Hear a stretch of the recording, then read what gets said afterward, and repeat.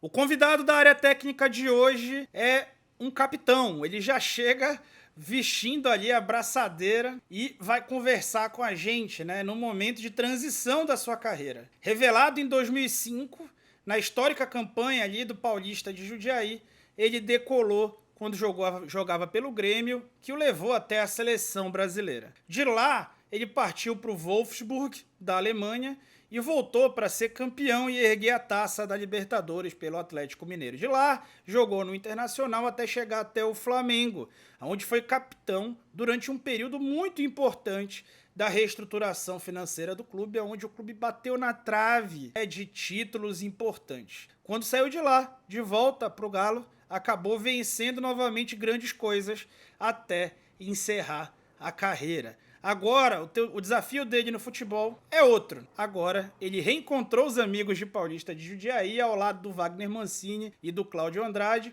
formam uma comissão técnica, tá? Que terminou, inclusive, a última temporada com 8 vitórias seguidas lá pelo Goiás. O Cláudio Andrade, inclusive, também teve aqui, né? Assista lá o Área Técnica com o professor Cláudio Andrade, que é um dos meus mestres, né? Que me formou para ser analista de desempenho. Bom, vocês já conhecem muito bem o Hever para eu ficar aqui tentando apresentá-lo para vocês, né? Muita pretensão. Então, chega de papo que chegou a hora do Falso 9 sair da teoria e invadir a área técnica.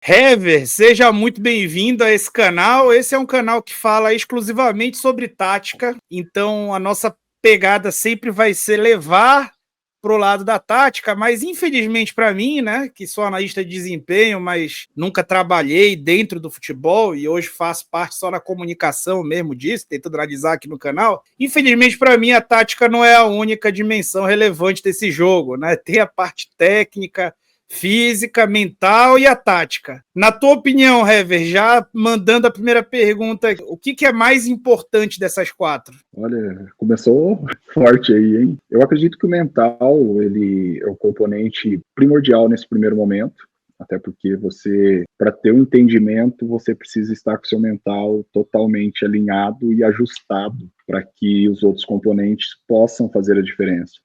Taticamente, você consegue ter um equilíbrio no entendimento, né, da maneira que você passa, e a parte mental, para mim, nesse quesito, é primordial, porque quando você está com a parte mental alinhada, ajustada, nada ocupa a sua mente, a sua bagagem, seu conhecimento. Então, eu acredito que é o componente primordial nesse primeiro momento. E ao longo da tua carreira, Hever, você identificou um aumento da importância, ou a importância sempre foi a mesma, a importância do mental, ou a importância sempre foi a mesma, só que agora se fala mais nisso daqui, do lado de fora do futebol?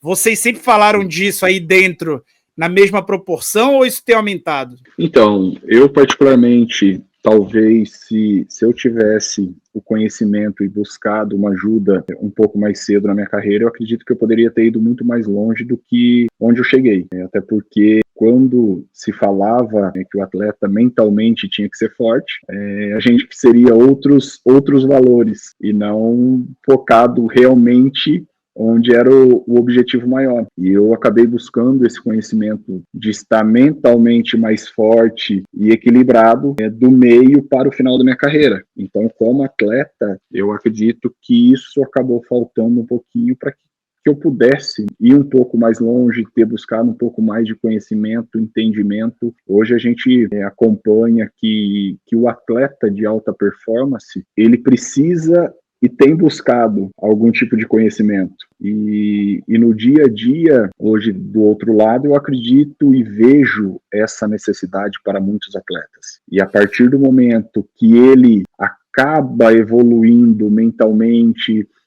não se apegando a algumas questões que acaba atrapalhando o atleta dentro de campo, ele acaba sobressaindo e acaba despontando de maneira totalmente diferente daquele atleta que se apega a um tipo de comentário, a um tipo de situações totalmente adversas, o que ele encontra, principalmente nas partidas. Então, você mentalmente forte, focado, isso não vai te abalar. Então, acredito que isso vai contribuir positivamente para que você tenha um rendimento ainda melhor. É muito rica a tua resposta, e eu pensei em duas coisas aqui. Eu vou tentar. Eu não sou jornalista, não tenho esse preparo de entrevistador, né? Mas eu tento aqui fazer às vezes. Mas assim, você falou duas coisas que me remetem a dois pontos diferentes. Os clubes, hoje, né? Hoje, esse tratamento, não tratamento, mas essa manutenção ali, essa construção de um mental forte de um atleta, não está muito entregue ao staff desse atleta. Os clubes, eles não fazem menos do que eles deveriam, ou você tem notado um crescimento pelo menos nisso? Ao longo da tua carreira, você notou os clubes prestando mais atenção nisso ou segue muito estagnado? Então, na verdade, eu acredito que parte muito do clube aderindo esses profissionais nas suas categorias de base. Acredito que os clubes têm buscado esse entendimento, colocado, atribuído muito mais profissionais para que acabam ajudando esse atleta, porque assim, hoje a gente vê a necessidade do clube fazer jogador, vender jogador. Então, tu imagina os clubes, hoje você pega os clubes, tem garotos aí que inicia com 8, 9 anos, com uma responsabilidade gigantesca de talvez manterem até a casa. Então, assim, os pais acabam saindo dos seus trabalhos para acompanhar o filho, fica dependente de levar o filho para o centro de treinamento, o pai vira, vamos dizer assim, um babá do atleta. Então, se o clube não entender que além de formar o jogador, ele precisa criar o cidadão, porque a grande maioria desses atletas não vão chegar. Isso é uma realidade do futebol. São a minoria, né? Podemos dizer que é a minoria que vão acabar chegando em alto nível. Então, a partir do momento que o clube começa a trabalhar não somente no atleta, a questão dos pais é fundamental, porque às vezes a gente vê que é o sonho do pai e não é do menino, porque o menino com 9, 10 anos, ele tem uma vida toda pela frente, precisa ser criança, e os pais colocam uma responsabilidade, uma pressão muito grande.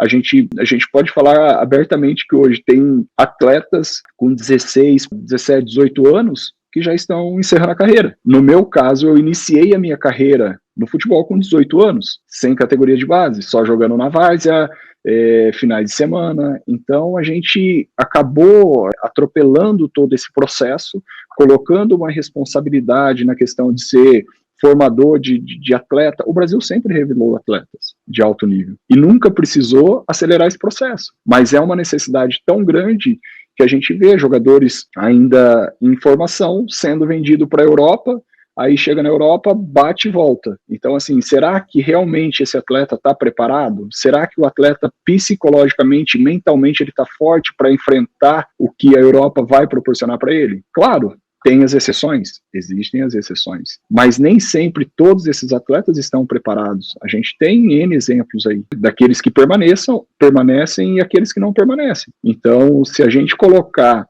na ponta do lápis, acredito que muito desses atletas acaba voltando por uma frustração de realmente não estar preparado, principalmente mentalmente, que aí envolve outros fatores da escola brasileira, que a formação o atleta precisa.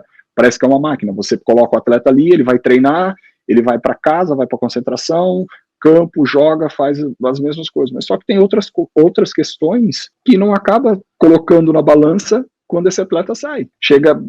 Vamos lá, vamos usar exemplo, a Alemanha, é uma cultura totalmente diferente. O brasileiro gosta de contato, gosta daquela resenha, gosta de estar todo mundo junto. O alemão não é assim. Então você chega lá, o dia a dia já é diferente, as pessoas são frias, são vários fatores que, se você não procurar um pouco de conhecimento, entender a cultura, conhecer a língua, isso tudo acaba colocando na balança, o atleta vai lá, bate e fala, pô, eu não gostei, não é assim, não era como eu imaginava, entendeu? Então, o atleta tem que estar preparado, os clubes estão buscando, mas eu acredito que é uma crença muito difícil para o atleta, porque o atleta, voltando para mim, na época de atleta, eu me apegava a algumas coisas que, quando eu jogava bem, eu teria que fazer aquela minha mesma rotina, aquela minha crença, mas só que, na minha cabeça, eu tinha que fazer aquilo, mas será que os outros fatores aconteciam as mesmas coisas? Então, assim, os clubes colocam os profissionais para fazer o trabalho. Aí, se você não tem resultado, a culpa é desse profissional. Então, assim, o futebol brasileiro, ele precisa evoluir, assim como o futebol europeu. Sabemos que é muito difícil, é o trabalho formiguinha, mas o futebol brasileiro é o imediatismo. E nem sempre imediatismo quer dizer que você está formando grandes jogadores. Então é um cuidado muito, tem que ter um feeling, tem que ter um cuidado muito especial para que isso não venha acabar atrapalhando a formação desses atletas. E não só o atleta precisa trabalhar isso. Acredito que a comissão técnica, os diretores, é o efeito cascata que vai surtindo efeito. A gente vê clubes aí hoje que tenham trabalhado forte nesse quesito e vem surtindo efeito. Mas isso não é da noite para o dia, né? Tem que levar um tempo, tem que ter uma demanda. Então é algo que o futebol brasileiro, os envolvidos do futebol brasileiro, precisa acreditar e comprar a ideia para que possa mudar essa geração.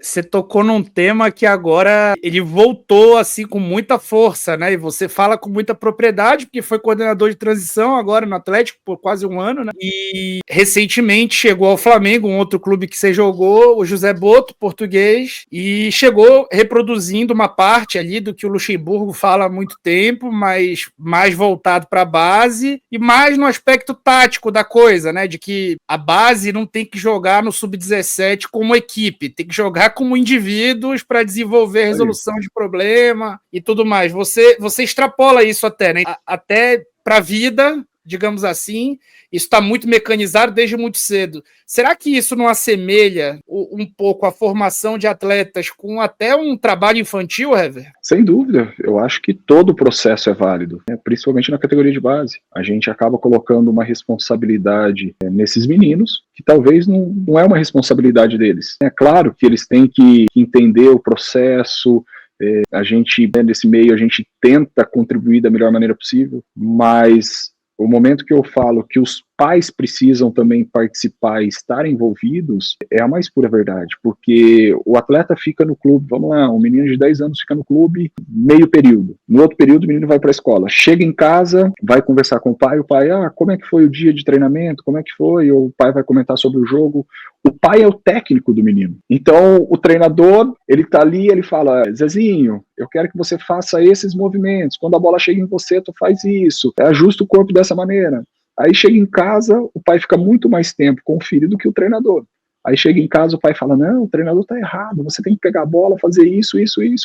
Então, assim, é uma troca que é muito desleal, porque para você formar, você precisa ter esses ajustes, passar algumas questões para a evolução do atleta. E às vezes alguns pais acabam atrapalhando e retardando isso. Por isso que a gente vê que um acaba sobressaindo e o outro não. Porque o pai que ele se envolve até o limite dele, ele vai estar ajudando o filho na evolução, na carreira, na formação do menino. O pai que ele, vou usar o termo, não tem tanta noção e quer que o seu filho realmente chega primeiro do que o outro, ele está atrapalhando o processo da formação do menino. Então tem que ter um tato muito apurado para que você consiga equilibrar isso. Até porque você tem que tomar o cuidado que um menino de 10 anos tu não tem muito o que fazer, não tem muito o que evoluir naquele momento. Então o menino daqui a pouco ele evolui um pouco, ele para. Daqui a pouco ele dá uma regredida, aí passa 2, 3 meses ele evolui mais. Então é um feeling muito aprimorado para que você consiga também entender onde você pode puxar um pouquinho mais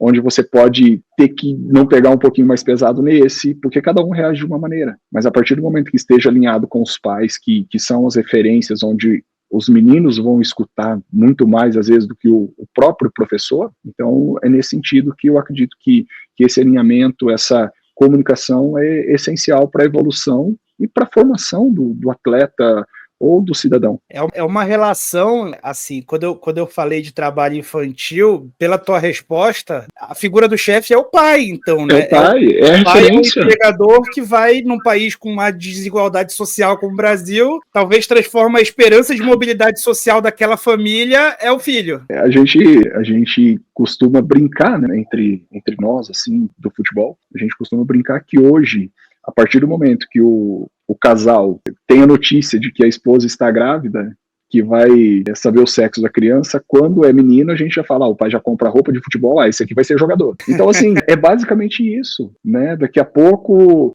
a gente vai ter uma fórmula aí, eu quero que seja menino para ser jogador de futebol, então vai engravidar, vai ser jogador de futebol. Então, assim, peraí, não é assim, as coisas não funcionam dessa maneira. Eu acho que a primeira coisa é entender o que o menino realmente quer e não realizar o sonho do pai, porque eu venho de uma família onde meu pai jogava futebol também, e acredito que ele, assim como eu, sonhava em ser jogador de futebol. Então, assim, o meu pai nunca foi tão participativo de, não, você tem que ir fazer isso para chegar lá. Muito pelo contrário, ele deixava muita vontade, né? Eu acredito que tem que partir muito mais da pessoa do que do sonho do pai, porque eu não posso viver o sonho do meu pai, eu tenho que viver o meu sonho. O seu filho não pode viver o seu sonho, ele precisa viver o sonho dele, porque senão não vai dar certo, vai ficar no meio do caminho, vai ser um frustrado. Essa é a verdade. E a gente acompanha os jogos das categorias de base e a gente vê os pais no alambrado feito louco, parecendo uns treinadores que sabem tudo, mas só que daqui a pouco o pai não é um treinador, o pai é um empresário, o pai,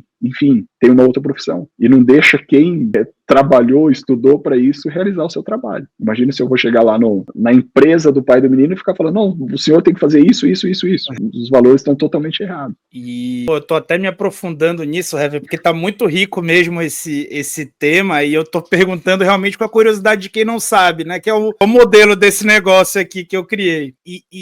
E puxando pela memória, né, aqui, eu acho que os grandes casos aí de relações difíceis entre pais e filhos que têm sucesso, né, a gente também vê esse componente da cobrança. No futebol tem, por exemplo, o futebol não, no esporte tem no tênis, por exemplo, as irmãs Williams, que tinham problemas sérios com o pai, que fazia elas desde o berço ficar pegando em bolinha de tênis. E aí o Federer, que tá aqui atrás de mim, né, que é um ídolo que eu tenho, ao contrário, né, os pais não eram atletas, não queriam saber, eram de classe média, ele seguia o sonho dele, né? E na tua casa, aqui tentando fazer um paralelo, o teu pai te liderou pelo exemplo dele, né? Sem fazer questão, só que você tinha nele um ídolo e seguiu. Sem dúvida. Até porque, assim, o esporte em si, ele já é uma cobrança muito pesada. É um fardo muito pesado, porque, ainda mais no futebol, que você mexe com a paixão de milhares de torcedores, então você carrega isso, esse fardo de responsabilidade. Imagina você dentro de casa, seu próprio pai, sua própria mãe, te jogando um peso ainda maior, de você tem que ser isso, você tem que ser aquilo, né? E eu, graças a Deus, eu tive a felicidade de não ter essa cobrança. Claro que tudo dentro do permitido é válido. A cobrança, ela é importante para que você evolua, para que você repense o que você está fazendo de errado. Isso faz parte.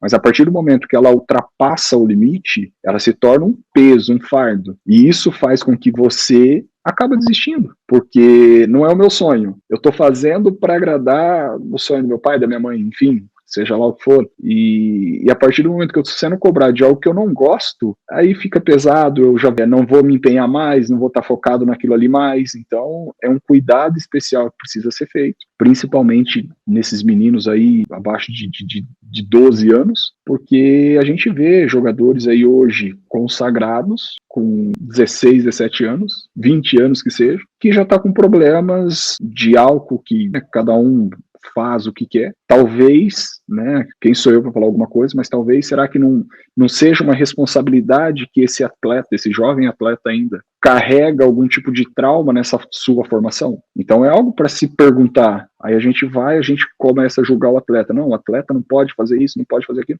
Mas a gente sabe realmente o que ele já passou para chegar até onde ele chegou, o tipo de cobrança que ele está carregando, o tipo de trauma que ele leva com ele no seu dia a dia, dentro da sua casa. Então, acho que fica muito vago a gente avaliar as pessoas, ou até mesmo o termo julgar as pessoas, sem conhecer o que realmente acontece no dia a dia dessas pessoas. Porque a gente tem o atleta ali por 90 minutos, né, do jogo, a gente faz a nossa autoavaliação do atleta, achando que o atleta ele não tem problema, que ele só faz isso, que na cabeça de muitos aí o atleta só faz isso, jogar futebol, parecendo ser fácil. Aí tu dá a bola pro cara, o cara não consegue fazer 5 embaixadinhas, né? Não consegue nem correr direito. Então, peraí, algumas coisas a gente tem que avaliar e ter cuidado no que a gente fala. Porque o atleta, ele ganha-se bem, mas será que quem fala que o atleta só faz isso, será que ele está disposto a fazer o que o atleta faz? As privações, então, né? Então é bem complicado, é bem complexo. A gente tem vários fatores que talvez a pessoa que fala aí, o atleta só faz isso, só faz aquilo, talvez não conseguiria passar nem 5% do que o atleta passa. Muito bom, Hever. Cara, você já é conhecido de todo o público há muito tempo, começou a tua carreira em 2005, foi quando você foi revelado ali na campanha do Paulista, né, campeão da Copa do Brasil. Aliás, você tá com a turma, né? Tá com a turma até hoje, né? Voltou para junto ali da turma do Paulista. Conta pra gente um pouco, né, dessa trajetória. Você teve uma carreira aí laureada, né? Você costumou ser capitão nas equipes por onde passou, chegou em seleção brasileira, foi para a Alemanha, e aí agora você está numa nova fase, agora você está buscando ser no momento auxiliar técnico da comissão do Mancini, e imagino que vai querer ser treinador, né? Eu queria entender de você, quando é que você percebeu que quando você parasse, você ia seguir fazendo esse negócio, todas essas privações, morar dentro de avião, essas coisas que vocês fazem? Então, eu acabei iniciando, né, minha carreira em 2003 no Paulista. Na época ainda era juvenil, hoje nem se existe mais juvenil, é tudo sub. Fiquei 2 anos ali no juvenil, entre juvenil e juniores. Passaram-se 2 anos, subi, o Mancini era o treinador. Ele me puxou para a equipe principal, fazia alguns treinamentos. Às vezes, quando tinha necessidade e ausência de alguns desses jogadores por suspensões, lesões, eu era integrado para participar, né, fazer parte da equipe nos jogos. E eu tive a felicidade, sim, muito grande de 2005, a Copa do Brasil, um dos zagueiros acabar saindo, acredito que foi nas quartas de finais, foi vendido, e aí eu passei a ser o 4º zagueiro da equipe principal. Eram 4, eu era o 5º zagueiro ali, e eu comecei a ir para os jogos.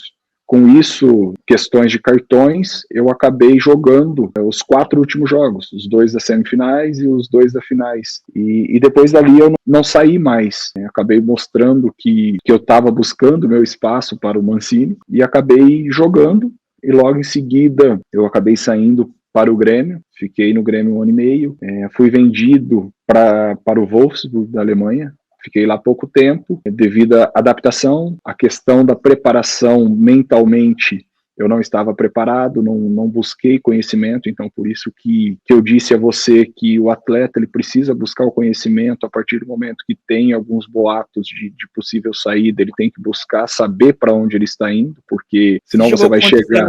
Eu fiquei 7 meses na Alemanha. Mas você chegou com quantos anos na Alemanha? Eu cheguei com 24 anos, então eu acabei falhando nisso. Então hoje eu vejo que eu perdi uma oportunidade de estar na Europa e ter permanecido lá. Não é uma reclamação, talvez se eu tivesse permanecido lá eu não teria conquistado o que eu conquistei na minha carreira. Então não posso dizer também que eu errei, mas se eu pudesse mudar alguma coisa seria nesse sentido de talvez ficar um pouco mais, entender melhor onde eu estava, porque talvez poderia ter sido diferente, poderia ter tido uma outra carreira, não que eu não me orgulho da minha carreira, mas eu tinha o sonho de jogar na Europa. Eu acabei jogando, eu fiquei lá 7 meses, entrei em um jogo por 15 minutos de atacante. Então, assim, a equipe estava perdendo o jogo, precisava empatar o jogo para levar para os pênaltis na Liga Europa. Eu entrei de atacante por 15 minutos, encostei na bola 2 vezes porque eu voltei até o meio campo para tocar na bola. Então, assim, foi algo, assim, para mim, muito difícil na questão de aceitação, até porque eu estava no Grêmio muito bem, né, vivendo um grande momento,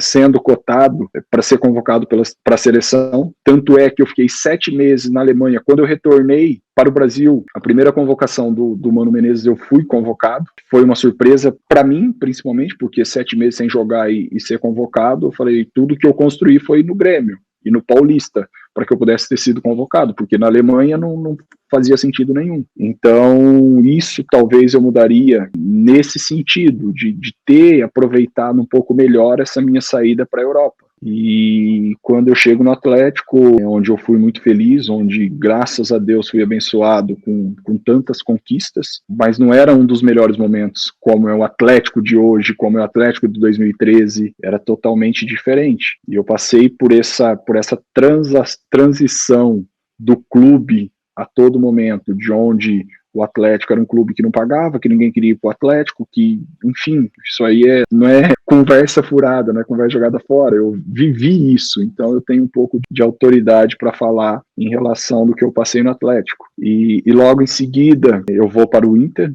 onde o meu contrato eu tinha um tempo ainda de contrato, mas tive uma lesão muito séria no tornozelo, onde tive que fazer uma cirurgia, fiquei praticamente um ano sem atuar, aí acabo sendo negociado com o Inter, fico lá mais um ano e meio, e logo em seguida eu vou para o Flamengo, onde também tenho um bom período, uma readaptação, uma evolução na minha carreira novamente, onde eu consigo colocar meu nome no mercado novamente. É onde eu fui muito feliz. Capitão do Flamengo, né? E no momento difícil, né? Que o Flamengo estava voltando a ser o Flamengo, né? Mesma coisa, né? Do que você falou do Atlético.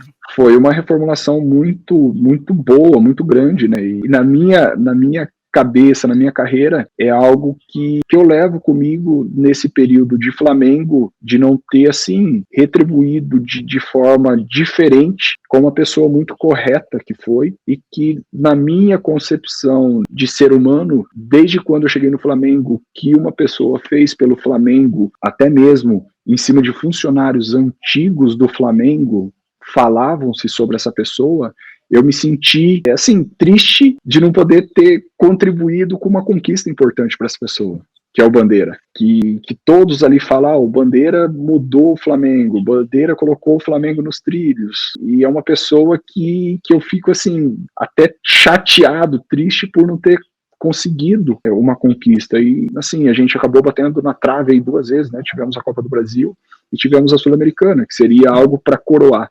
Porque logo em seguida o Bandeira acaba saindo, né, do comando, vem a nova gestão, e é onde acabou conquistando tudo. E o futebol, às vezes, ele acaba sendo ingrato, vamos dizer assim. O futebol é apaixonante por isso.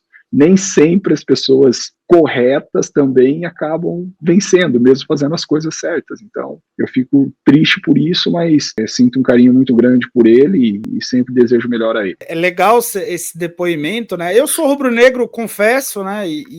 Percebi aí atrás aí, tá? Tem uma foto do Zico também aqui que não tá aparecendo tão bem, além do livro. E eu estive nas 2 finais de 2018. 17 e 18. Da Sul-Americana. Isso.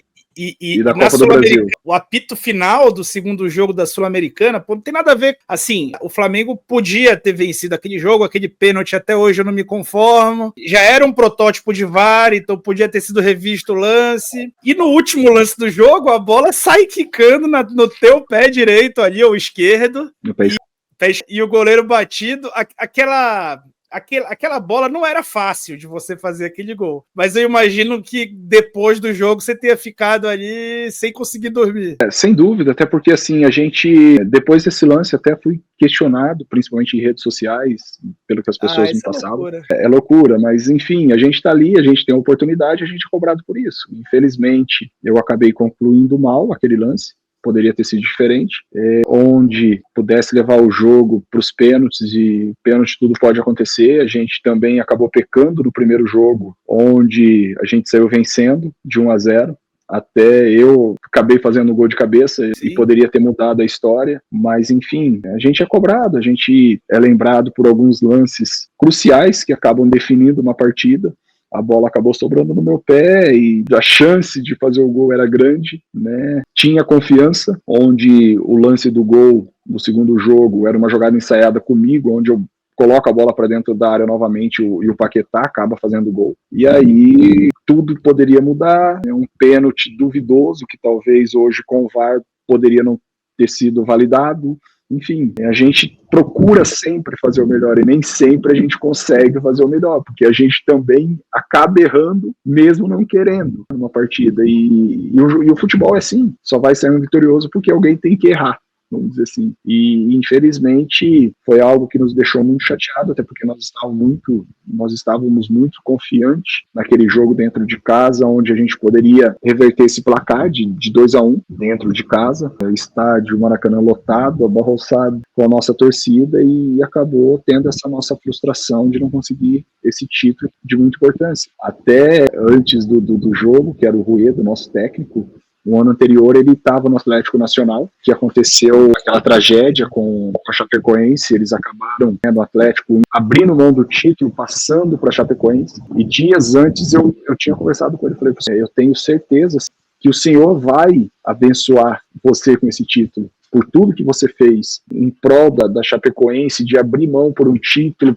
né, se comover, e ele merecia também aquilo, porque estava sendo questionado. Então tudo, vamos dizer assim, conspirava para que pudesse fechar bem. Só que o futebol, às vezes, acaba não só merecimento, né? Do outro lado também tinha uma grande equipe que fez por merecer e acabou se consagrando campeã naquele ano. Tinha muitos elementos naquele jogo, assim, se a gente parar para olhar para ele hoje, numa mesma partida, a gente tinha um fim de ciclo de algumas pessoas que já estavam saindo, tinha o Juan ali numa dupla contigo, que foi uma grande dupla, porque assim, vocês pegam o Flamengo num ano, depois de anos ali muito duros, e colocam o Flamengo ali em possibilidade de disputa por títulos e tudo mais, né? E você tinha uma dupla com o Juan, então uma dupla fortíssima de caras de seleção, e o Juan ídolo do Flamengo, cria do Flamengo. Você tinha o Diego Ribas com uma liderança técnica de um elenco, mas muito cobrado pelas batidas na trave, pelos cheirinhos, e já tinha caras como Paquetá surgindo por conta da suspensão do Guerreiro, e de centroavante, e o Vinícius Júnior jogou aquela partida, né? Treinou com o Vinícius Júnior. Você foi o cara que foi líder dele ali, líder no elenco, no vestiário. Você tem alguma lembrança forte da relação com ele? Já dava para notar, todo mundo sabia, né? Mas assim, já estava até vendido, mas vocês tinham alguma desconfiança de que ele seria o que ele é? Ou achava realmente nesse momento a linha muito fina ainda? Então, na verdade, o nosso elenco era um elenco, assim, quando eu cheguei na metade de 2016, né, no retorno do Campeonato Brasileiro, onde o Juan acabou tendo uma lesão, e acredito que o César Martins era o outro zagueiro, tinha passado por um jogo anteriormente, ou umas 2, 3 rodadas anteriormente, num jogo contra o Palmeiras, ele faz um pênalti lá, onde ele defende, tira a bola com a mão. Aí depois daquilo ali gerou uma dúvida e acabaram meio que rescindindo com ele e tiveram que buscar defensores no mercado, só acredito que estava o Léo Duarte, que era o único zagueiro. Aí com a lesão do Juan, eles contratam... E o Rafael Vaz.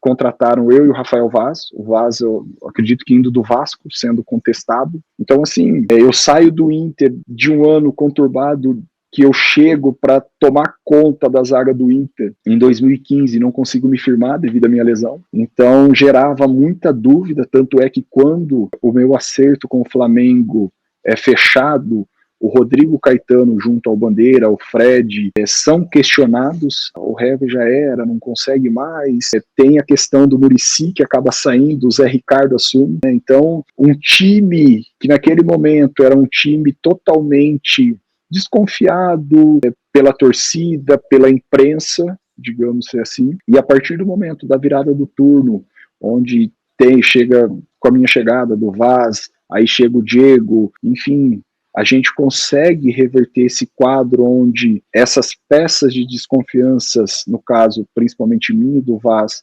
acaba provando que as pessoas estavam equivocadas, enganadas em relação a isso, a gente acaba até por um certo momento brigando pelo título do Campeonato Brasileiro.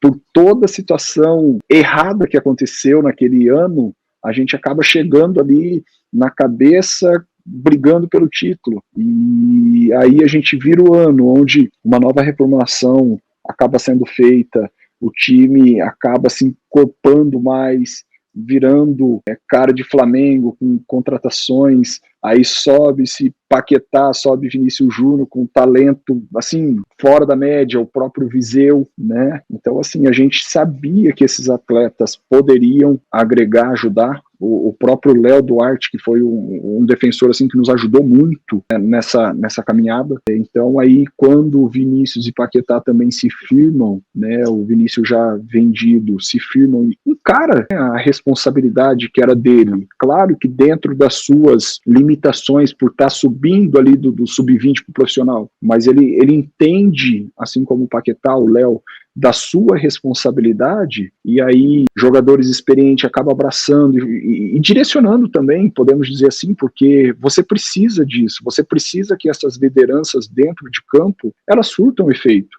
senão não adianta, pode ser o Pepe Guardiola ou qualquer treinador, que fica ali na beira do campo. Se você não dentro de campo, exercer a sua liderança, o seu conhecimento e ajudar dessa forma, pode ser o treinador que for.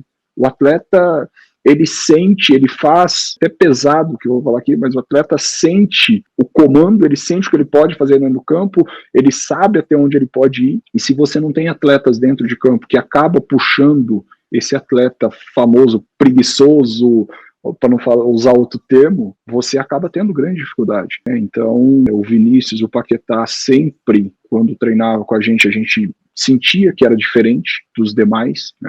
Nos jogos, o Paquetá ainda chamava um pouco mais de responsabilidade por ser utilizado mais do que o Vinícius naquele primeiro momento, né? Mas o Vinícius, quando sobe e acaba se firmando como titular, a gente falava, pô, o menino vai nos ajudar muito, então a gente precisa fazer com que ele entenda isso para que ele possa resolver ali na frente pra gente. Claro que no primeiro momento, um pouco tímido, com certos receios, a gente vai para dentro, que a gente está aqui para te ajudar, para te apoiar caso dê errado. E aí ele começou a ir para dentro de todo mundo, liso, do jeito que é, com a velocidade que tem, fica difícil marcar, porque hoje ainda mais com a questão do VAR, ele vai para cima duas, na terceira o cara já faz a falta, já é amarelado, aí já não vai chegar mais. Então você precisa que essas lideranças dentro de campo exerçam ela e façam a diferença dentro de campo. E os dois acabaram fazendo isso e contribuindo bastante nesta época para que a gente pudesse vencer os jogos e chegar nas finais. Infelizmente não fomos coroados com o título, mas é muito legal, é bacana demais ver onde os dois chegaram, assim como os outros atletas também, né, chegaram e tem feito, né, a alegria de muitos torcedores brasileiros aí ao mundo fora, né, não somente na seleção, mas nas equipes por onde eles estão. E uma coisa que pouca gente lembra que o Vinícius chegou a fazer um período muito forte no Flamengo, né, decidindo o jogo de Libertadores fora de casa. Sim. E naquele momento que ele sai, eu acho que ele já era o melhor jogador do Brasil, né? Acho que não tinha ninguém jogando mais que ele naquele momento, né? O Flamengo era líder do campeonato no meio do ano e ele sai. Sem dúvida, ele, a partir do momento que ele se firmou realmente assim como titular, ele teve uma evolução muito grande, até porque ali na época tinha jogadores também que eram ídolos, né? Podemos dizer assim, na função dele. Ele acabou se sustentando, mostrando que ele estava ali também, não estava de brincadeira, queria obter o espaço dele, e ele acabou fazendo isso dentro de campo. Eu acho que o atleta tem que se garantir dentro de campo, né? Falando fora de campo, querendo demonstrar, falar em rede social. É dentro de campo que as coisas são resolvidas e é ali que você sustenta e segura a sua condição de titular. E isso faz com que a equipe cresça, chega, conquista, quando você tem atletas que fora de campo são parceiros, são amigos, respeitam, e dentro de campo é cada um pensando no seu melhor. Eu posso fazer o meu melhor para contribuir ali com o Juan, com o Vasco, com o Léo. Assim a gente cria uma equipe vencedora. Cada um defendendo o seu, fazendo o seu melhor para que o coletivo possa sobressair. Tanto é que o time forte coletivamente, ele vai fazer com que hoje o Hever seja o melhor em campo. Amanhã é o Vitor o melhor em campo. No próximo jogo é o Vinícius, no próximo é o Paquetá.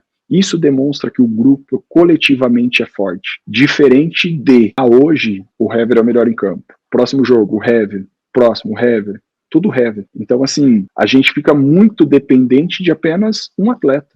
Isso não demonstra coletivamente. Isso na minha concepção, na minha humilde opinião. Então, quando você tem um elenco forte coletivamente, isso faz com que não somente esses 11 atletas que iniciam, se façam e se sintam importantes. Você vai fazer com que o seu grupo de, seja lá, 30 jogadores, ele evolua, cresça e faça por merecer. Até porque quando você tem um grupo forte coletivamente, os atletas que não iniciam o jogo, eles não estão preocupados em iniciar os jogos. Ele está preocupado em apoiar quem é da posição dele. Então aí é o X da questão para mim. E não é fácil você fazer isso. Fazer com que a competitividade seja em alto nível, né, sem ter algumas arestazinhas para poder ajustar. Mas a gente vê que tem muitos times hoje no Brasil que tem essa questão de elenco coletivamente muito forte. E indo para esse lado já de gestão ali de elenco e tudo mais, conta um pouco esse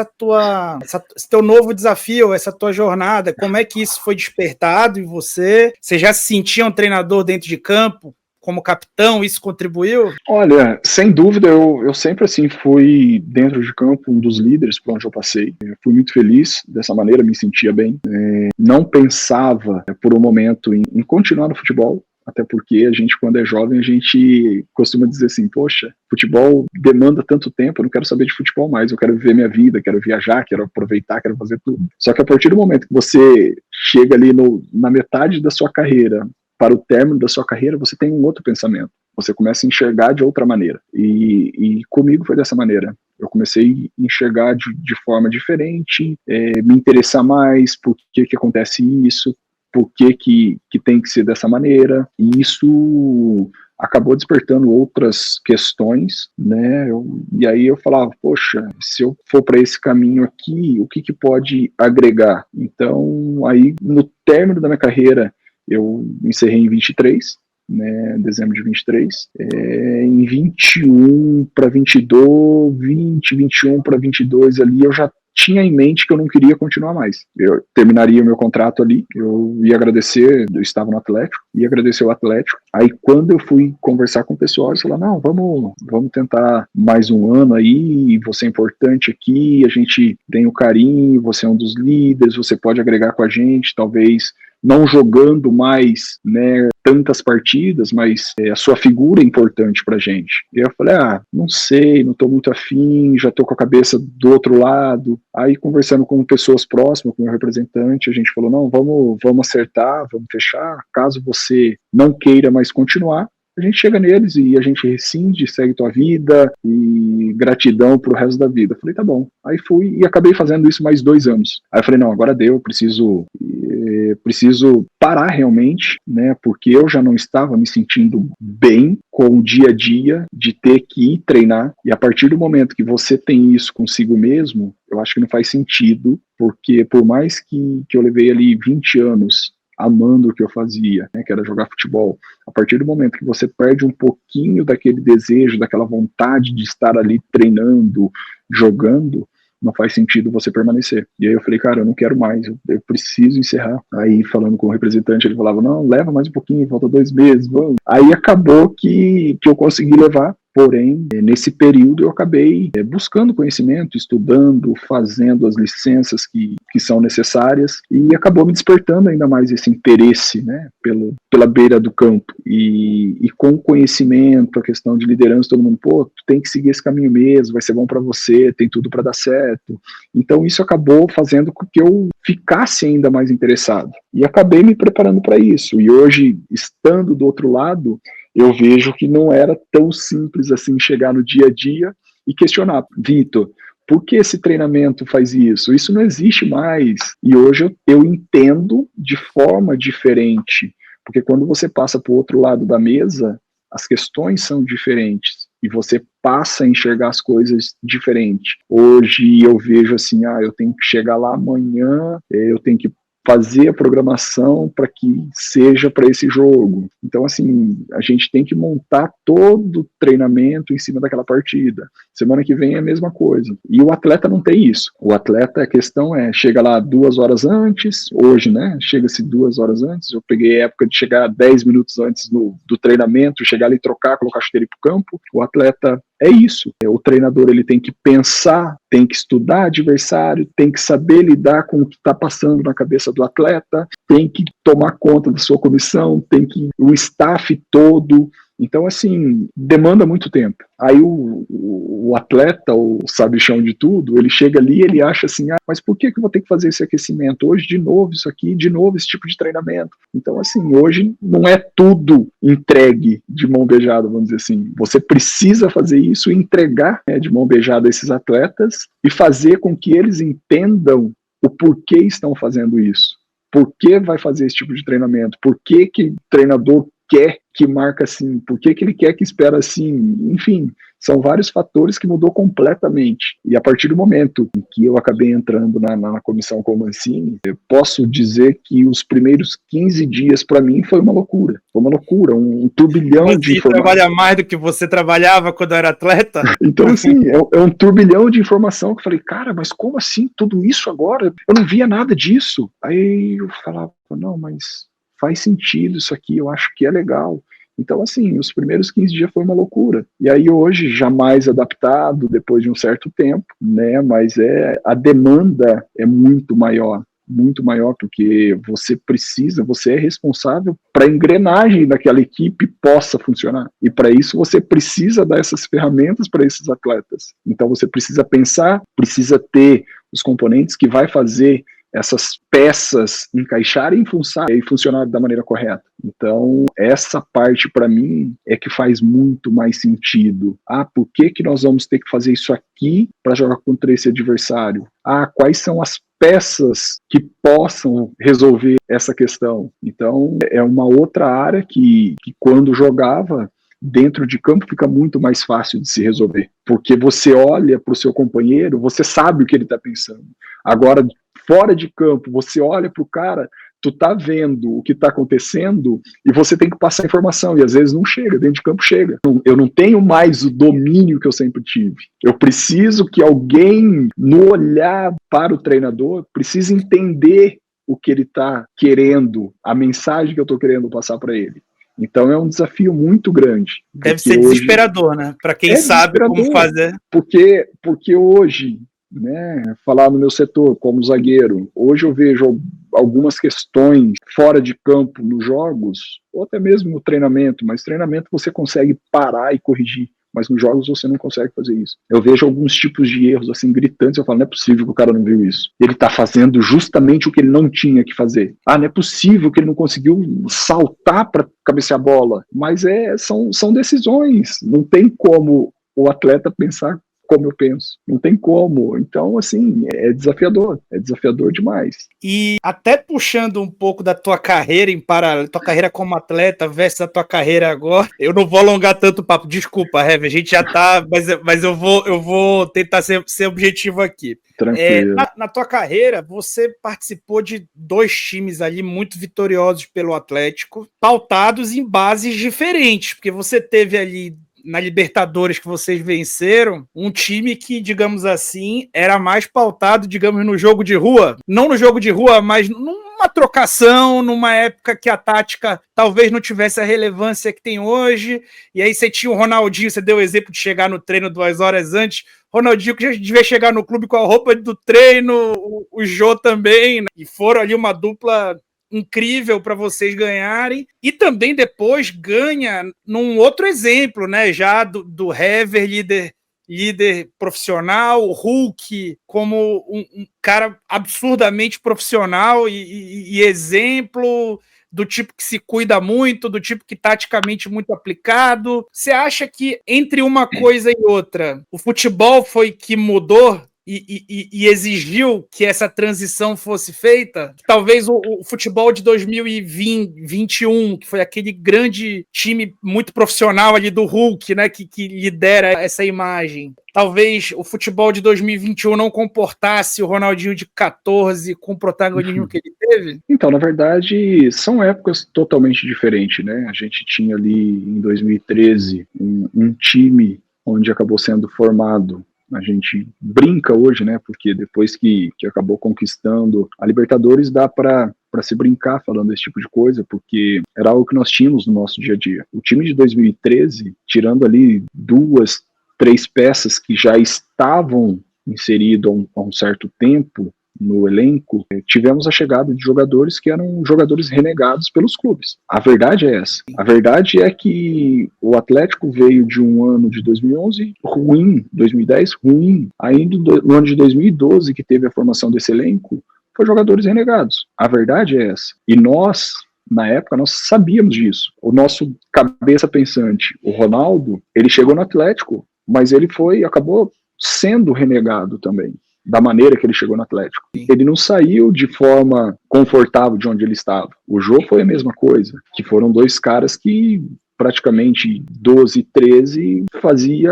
chover se precisasse nos jogos. O Ronaldo nem se fala. Então, assim, nós tínhamos um elenco de jogadores bons atletas para aquela época, e é o que pedia aquela época. O Ronaldo chegava faltando 10 minutos, 5 minutos para começar o treino. Chegava com a roupa de treinamento, descia do carro dele, entrava no vestiário, pegava a chuteira, arrumava o cabelo dele ali e descia para o campo. Acabava o treinamento, ele acho que nem tirava a chuteira, já tinha o chinelo dele do lado do campo ali e ia embora para casa dele. Então, assim, a gente está falando do Ronaldo e que na época se fazia muito isso. Hoje... Comportava, né? Comportava. Isso aí. Hoje já não é permitido isso. Mas hoje, se você ter acesso a alguns clubes de futebol que eu já presenciei, jogadores que sobem da categoria de base para treinar, termina o treinamento, ele não quer saber de aprimorar as suas qualidades técnicas, finalização, enfim. Muito deles acabam o treinamento e já quer sair para ir embora, para chegar no vestiário e pegar o celular dele. Antigamente, em 2013,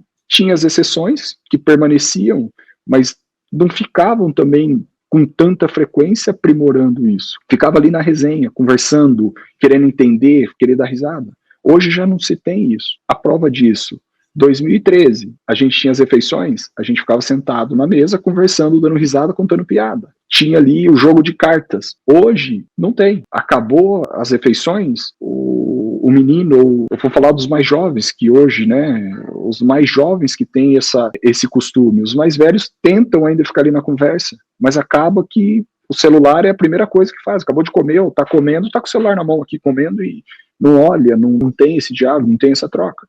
Então, é o futebol de hoje. O que tu vai fazer? Tu vai tirar? Ah, não, tem que ser como era em 2013. Então, são situações que você tem que se adaptar ao momento, né? Claro que muito desses atletas falam, será que o Ronaldo jogava? Ou do time de 21, de 24 do atleta? Jogava. Será que o Pelé jogava? Será que o Zico jogava? Jogava. Porque eles também iam se atualizar. Aí o Pelé imagina, e o Zico, o Zico ficava para chutar 80 bolas no gol depois do Pelé.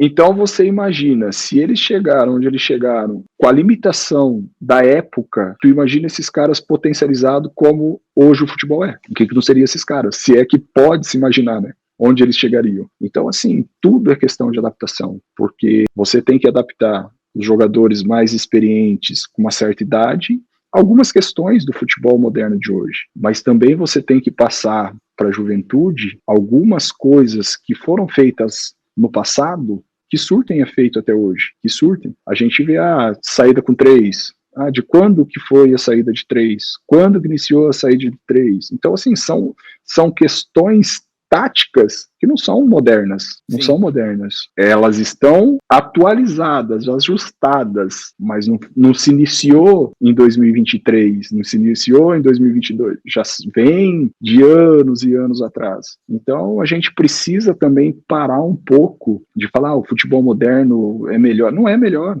Não é melhor. Para a época que se tinha, era o que tinha de melhor. Hoje, talvez, os atletas, as comissões têm buscado mais conhecimento, têm estudado mais, e isso sim, acredito que é uma evolução no futebol, coisa que antigamente não existia, não precisa ir muito longe. Vamos lá, não precisa muito, 10 anos atrás. Sim. Quem queria saber de estudar a equipe adversária, hoje você tem no seu dia a dia, dentro do seu refeitório, dentro do seu vestiário, imagens na TV passando do adversário, passando seus lances do que você fez no jogo passado, há 10 anos atrás. A comissão de vocês tem o professor Cláudio, que é brilhante em análise de adversário. Isso aí, não posso dar muita credibilidade para ele não, viu, ele é meio traíra. Então, assim, há 10 anos atrás, você ia ver o adversário somente na preleção, que era horas antes do jogo. Então, isso é uma modernidade, isso evoluiu.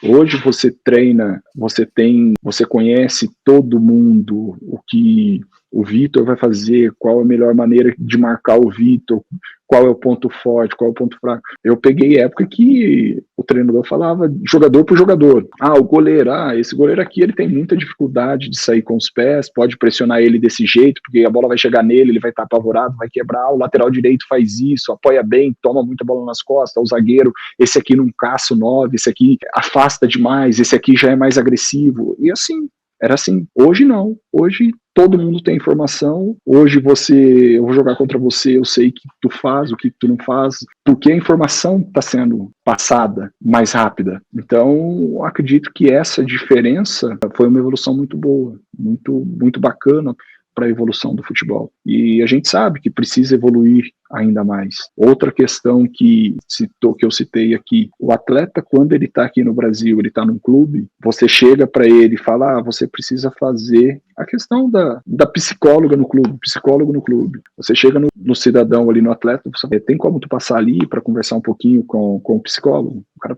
psicólogo hoje, tem um compromisso, que não sei o que tem, não vai dar, vamos marcar para amanhã. Aí você vai levando, vai remoendo aquilo ali. O cara chega na Europa, o treinador fala assim, você tem horário com o psicólogo tal dia. O cara, não, eu vou passar lá. Então, assim, o jogador brasileiro, quando ele está no seu país, ele não quer fazer nada. A verdade é essa. Ele sai do seu país, ele quer fazer tudo. Se ele precisar limpar a sua chuteira, ele limpa. Aqui, ele não tira um colete, ele tira o colete e joga no chão. Lá ele faz ao contrário. Então, isso precisa evoluir. Porque se faz aqui, faz lá. Se faz lá, tem que fazer aqui também. Paga muito, né? Se paga muito para que se faça, né? Sem dúvida. E Hever, tu jogou numa posição que foi, digamos assim, muito mudada, né, ao longo do tempo, porque você pegou uma fase em que a regra do futebol não permitia que o goleiro jogasse curto com vocês tinham que esperar a bola sair da área para poder sair jogando, o que não dava vantagem de sair por baixo. Então, praticamente todos os times quebravam bola ali para brigar pela segunda e acabava que vocês jogavam muito mais baixo. Depois, acho que foi em 2019 que essa regra foi quebrada e os zagueiros passaram a participar mais do jogo construindo. Participar mais do jogo construindo para o zagueiro que constrói é uma dificuldade. E para o outro zagueiro que está defendendo, ele vai jogar mais alto, porque agora se marca alto, não se marcava muito por conta da regra. Assim, como é que foi para você, que era um cara já de ponta na regra antiga, então tinha valências ali para ser um zagueiro rebatedor ali, de muita qualidade, e depois passou a ser um zagueiro com uma saída de bola boa, com uma marcação alta, apesar do teu tamanho, sem ser exatamente o cara mais rápido, mas também sem ser lento, mas se adaptando com a experiência. Será que o zagueiro foi a posição que mais foi mudada no futebol moderno ali, a que mais sofreu com a adaptação do futebol moderno? Olha, eu acho que o zagueiro juntamente com o goleiro. O goleiro também teve uma evolução muito grande, né? O zagueiro hoje que não joga com os pés, eu acredito que ele tá morto, vamos dizer assim, porque não é permitido mais. O goleiro, como você citou, há um tempo atrás ele não queria jogar, porque se tinha essa vantagem, jogar curto, né? Tinha que esperar a bola sair da área. Então, acredito que por isso tinha muito jogo aéreo. E hoje, com essa modernidade do goleiro ter que jogar com os pés, a gente vê muitos goleiros no futebol brasileiro. Claro que não todos, né? Mas a grande maioria sendo exigido para que joguem com os pés, alguns até na minha concepção, jogando até mais com os pés do que alguns zagueiros, digamos de passagem. Essa superioridade do goleiro... O zagueiro é o que mais toca na bola, em média, né, de times dominantes. Sem dúvida. Zagueiro e goleiro, essa vantagem do goleiro é algo interessante que para mim o futebol acabou me surpreendendo, porque faz muita diferença, ainda mais quando você pega equipes que gostam de marcar individual. Esse goleiro, se você tem um goleiro com um bom jogo de pés, ele acaba achando espaço onde talvez alguns zagueiros não consigam encontrar, e é bem interessante para atrair essa equipe adversária. Os volantes também, que antigamente só caçava tornozelo, hoje tem que jogar também, é uma das mudanças. A gente tem visto muitos volantes se tornar zagueiro devido à qualidade técnica, né? E com isso alguns zagueiros com uma certa dificuldade técnica ficando de fora, justamente por não ter esse tipo de jogo. Então é algo que o futebol vem se atualizando, vem se modernizando, e se esses atletas eles não se evoluírem, não se atentarem a isso, vão ficar no meio do caminho. E isso faz com que o futebol se torne ainda mais bonito. Eu acho que o futebol bonito, o futebol moderno é isso, ter a bola e tentar atrair seu adversário para que possam tentar ter coragem também. Acredito que muito em função disso é o atleta ter a coragem de fazer mesmo errando, porque a partir do momento que você tem a coragem, você vai fazer e vai conseguir sair. E a partir do momento que você consiga sair, você vai querer fazer mais, porque é bonito de se ver, né? Mas claro que para isso você vai correr algum tipo de risco, dependendo durante o jogo é válido, em algum outro momento não, né? Mas o futebol é dessa forma. Usando as duas torcidas para quem você jogou nessa fase final de carreira e foi capitão, dá para eu falar aqui que o Hever de 2005, se estivesse fazendo peneira junto com o Everson de 2021 e junto com o Léo Ortiz de hoje, o Everson ia ser zagueiro e o Léo Ortiz ia ser camisa 10? Olha, lá em 2005? São nomes bem interessantes. Acredito que poderia sim.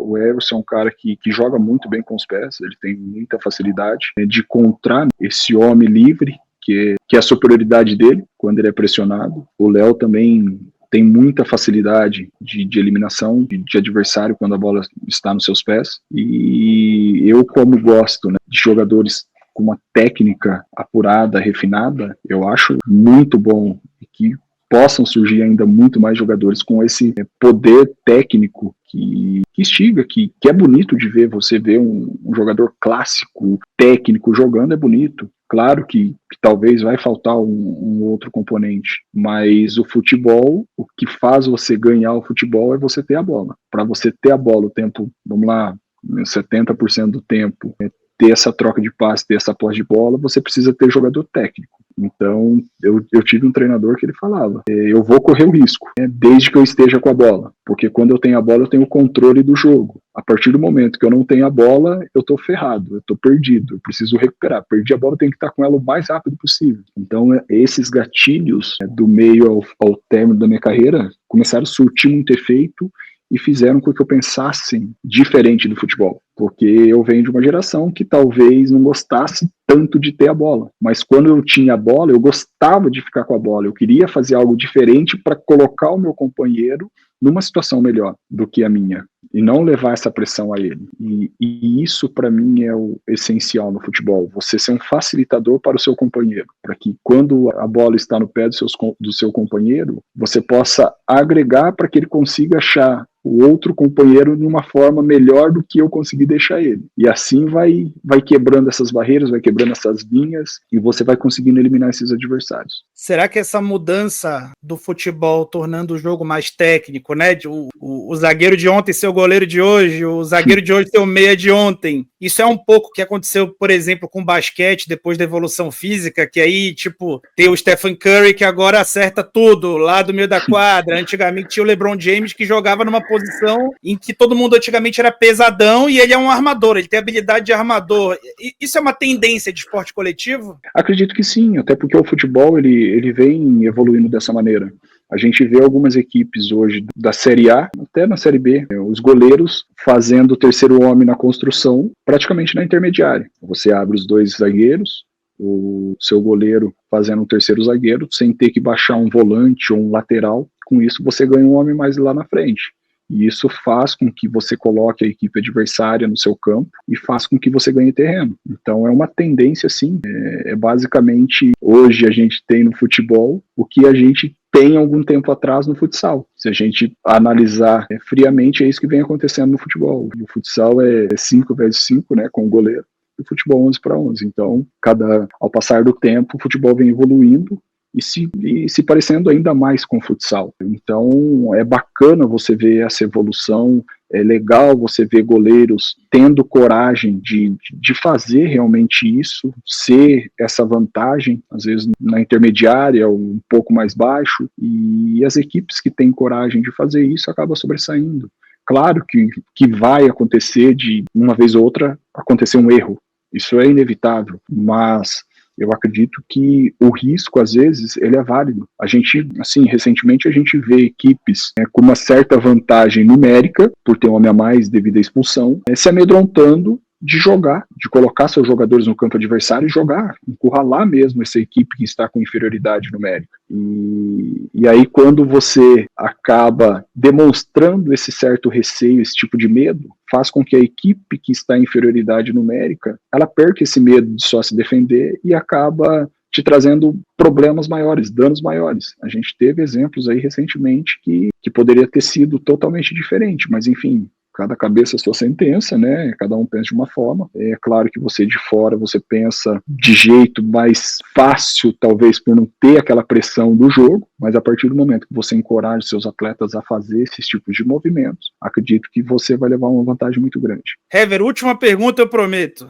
Você se lembra de algum jogo? Pode ser como atleta. Eu acho que como atleta a tua experiência é ainda mais vasta. Tem algum jogo que você se lembra que um componente tático, ou durante o jogo, ou no pré-jogo, alguma mudança tática, algum componente tático que preparado por algum técnico teu tenha vencido a partida, tenha sido determinante, que você fala, pô, aquilo ali resolveu aquele jogo?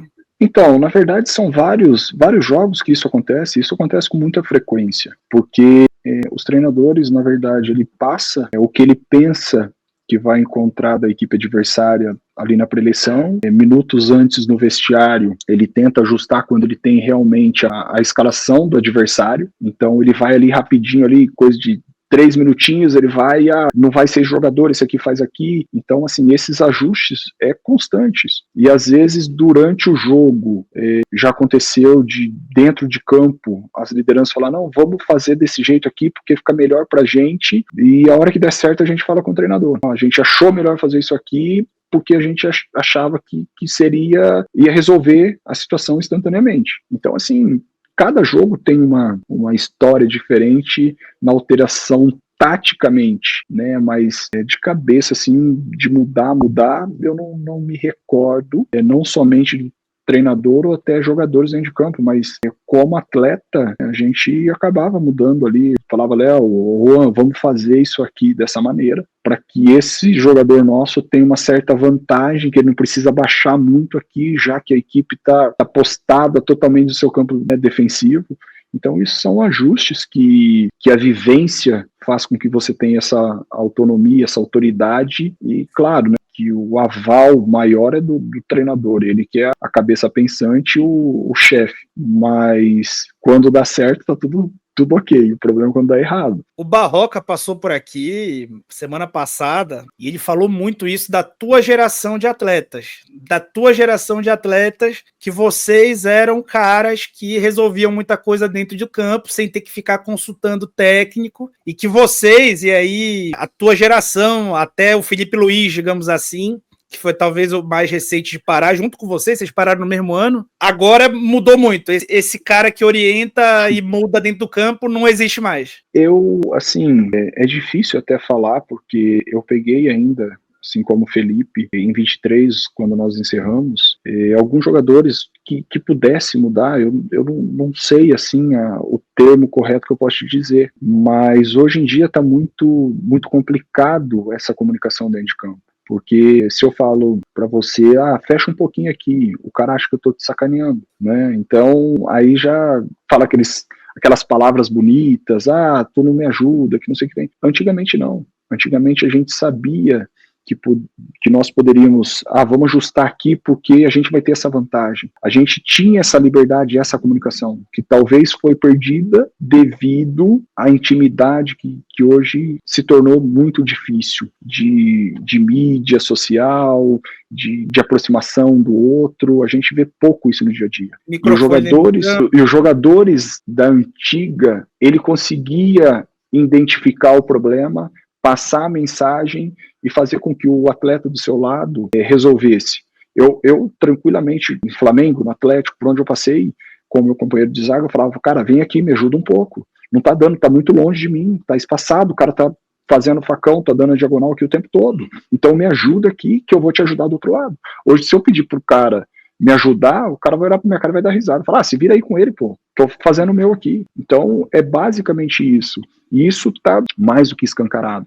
Fora a questão de resolver da comunicação dentro de campo, porque parece que o Hever quer ganhar o jogo para o Hever, o Vitor quer ganhar o jogo para o Vitor. Não é o Vitor que quer ganhar o jogo para o Hever e o Hever o jogo para o Vitor. Eu penso só no Hever, só em mim. E isso faz com que esse ajuste acaba sendo um pouco mais difícil, né, dentro de campo. A gente, em 2013, vamos lá, a gente teve algumas viradas históricas em placares, que dentro de campo a gente precisava fazer gol. Eu falava, Léo, ou você ou eu vou lá pro ataque. Aí ele falava, não, eu vou, fica aí. Eu falava, então vai que eu vou resolver aqui. E a gente conseguia, naquele momento, trazer uma certa vantagem.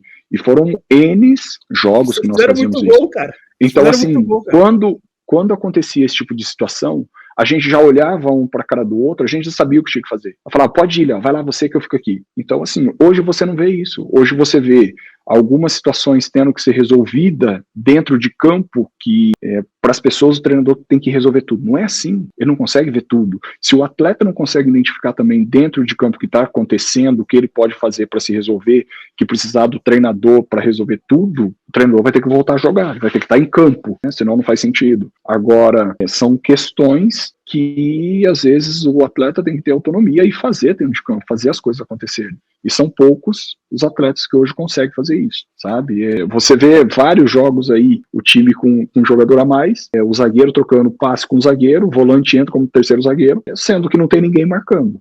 Aí baixa o meio aqui para pegar a bola no pé do zagueiro, baixa o outro meio aqui, aí quando você vê, você tem 5, 6 jogadores na mesma linha do zagueiro e a equipe adversária passou toda a linha da bola. Você precisa preencher essas lacunas entre linhas dessas equipes para encurralar ainda mais. Alguém busca profundidade, o outro vem no pé, aí você vai ter vantagem. Agora, qual a vantagem eu ter o meu meia no pé do meu zagueiro para pegar uma bola? Sendo que eu preciso passar por aquele bloqueio. Ninguém quer ficar parado no meio do bloco de costa ali, né? Ninguém quer ser o cara que fica parado de costa no meio do bloco, que vai receber essa bola pressionada. Sem dúvida. Então vamos fazer o seguinte, se o meia armador ele vai criar, ele vai ficar no lugar do zagueiro, então eu vou botar meu zagueiro lá na frente, de atacante. Vai lá resolver para mim. O meu meia vai resolver aqui, vai pegar a bola no teu pé para tocar pro lateral. Eu não preciso ter esse meia do lado do meu zagueiro e do meu lateral. Porque se o meu zagueiro não conseguir fazer um passe no meu lateral, achar o meu volante, ele não pode estar no meu time, ele não vai jogar. Agora, se eu preciso ter um meia para fazer isso, eu vou ter que ter 10 meias em campo. Então, para mim, isso é algo que me deixa um pouco irritado, que quando eu jogava, eu não aceitava. Eu não aceitava nem que o volante passava entre os dois atacantes, se fosse no 4-4-2, passasse para pegar a bola no meu pé. Eu falava, amigão, fica ali que a bola vai chegar em você ali, fica ali. Eu só preciso que tu esteja ali, tu domina bem a bola e joga para frente, só isso. Agora, se tu quiser jogar aqui, eu vou lá e jogo de volante. Para mim era simples essa questão de ajuste. Fez jogos de volante. Tu fez alguns jogos de volante. Então esses ajustes, eles precisam ser feitos. O jogador precisa entender isso, porque se eu preciso ganhar o jogo, para que eu vou trazer, baixar 5 jogadores para trás da linha da bola para deixar o meu adversário confortável? Não faz sentido na minha concepção e na minha humilde opinião, né? Então, se o jogador não conseguir dar um passe de 5 até 5 metros, eu acho que tem alguma coisa errada. Hever, muito bom, meu irmão. Assim, se eu pudesse, eu passar 3 horas aqui trocando ideia contigo. Muito bom falar futebol. Não tenho conteúdo para tudo isso, não. Já tem experiência, conteúdo. Você foi um baita de um jogador de seleção brasileira. Dividiu aqui bastante da tua experiência. É o tipo de jogador que honrou realmente muito, né, a camisa de todos os times. E foi uma liderança construtiva em todos os times que eu te vi jogar. Não à toa eu quis te chamar, tive a audácia ali de querer te chamar para trazer para esse papo. Cara, a tua geração, né, tá bombando no mundo ali como treinadores, né? Você vê o Xabi Alonso, o Thiago Motta no exterior, caras mais ou menos da tua idade. O Felipe Luiz agora no Brasil também, e você agora já assumindo uma posição de auxiliar com o Mancini, tenho certeza que seja como auxiliar de uma comissão qualificada como essa, seja no futuro como treinador, tenho certeza que você vai ter muito sucesso, assim como teve como atleta, por ser esse cara de visão diferenciada e por ser produto das experiências que você viveu. Obrigado, viu? Eu que agradeço aí, Vitor. Eu acho que essa geração é uma geração muito boa, né? Isso vem demonstrando. A gente fica na torcida também para que esses novos treinadores consigam ter conquistas importantes, porque isso também contribui bastante, já que se fala muito em futebol moderno, em oportunidades. Então, fico feliz na torcida, principalmente pelo Felipe, que é um amigo que eu tenho, né? A gente sabe que o caminho é árduo, é complicado, mas o que a gente puder agregar, contribuir para que o futebol seja cada dia melhor, a gente vai fazer, vai compartilhar. Então, quero te agradecer também por esse tempo aqui de papo, muito importante. Essa troca de conhecimento é sempre legal e precisando, estou à disposição. Valeu, Hever, valeu todo mundo aí. Não pedir like, pô, tá, cara, se vocês não quiserem deixar like também, vocês que sabem. Valeu, falou!